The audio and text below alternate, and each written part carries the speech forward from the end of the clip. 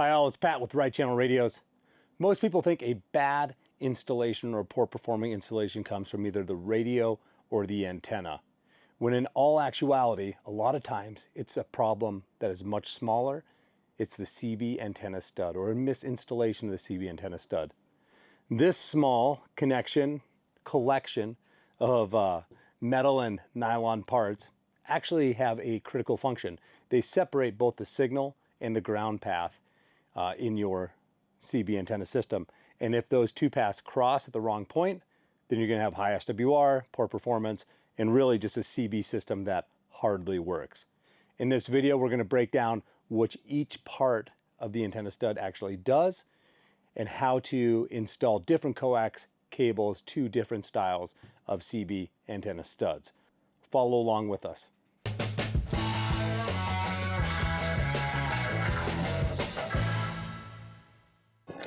Let's start with the most common type, the PL259 antenna stud.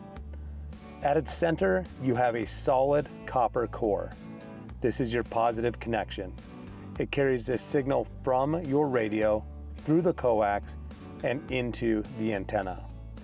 Surrounding that is the threaded outer metal body. This is your ground connection. It ties into the mount and ultimately into your vehicle. These two parts must never touch directly, and inside of the antenna stud, these parts are separated by a nylon casing. That's where the nylon washer comes in. The nylon washer is one of the most important components in the entire system.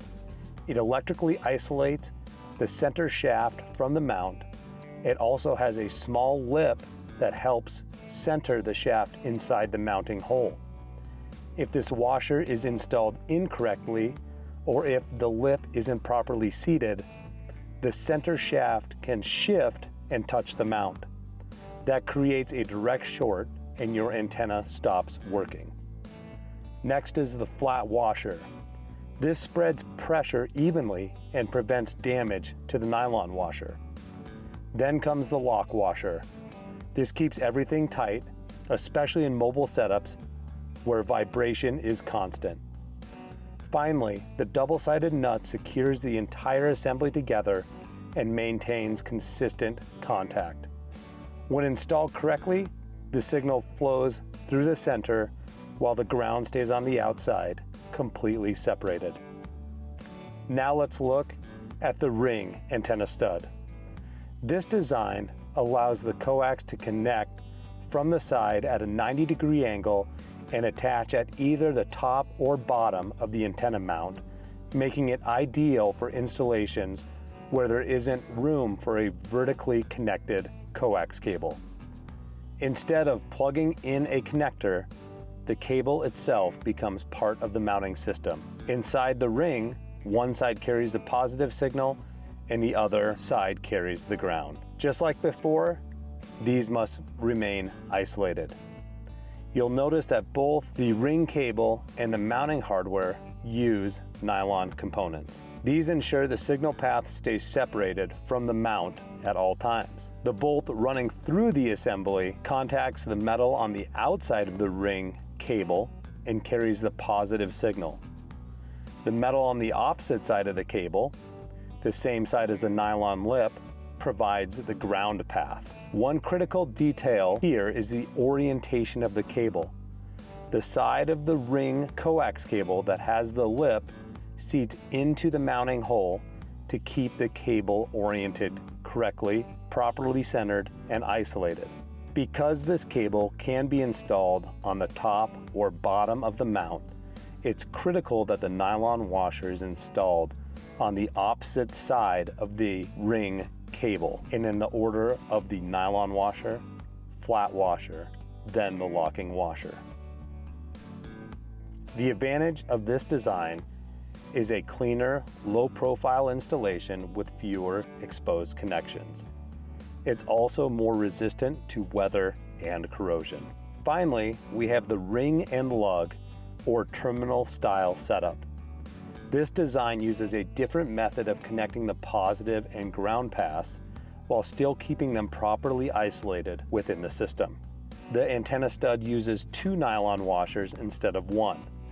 That's because the entire antenna stud is isolated from the mount.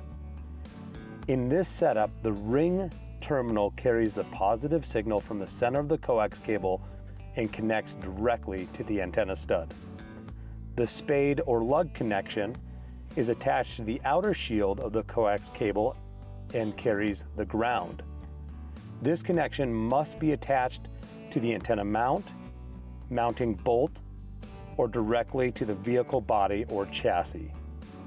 Because the ground is a separated connection, this setup gives you more flexibility, especially in custom installations.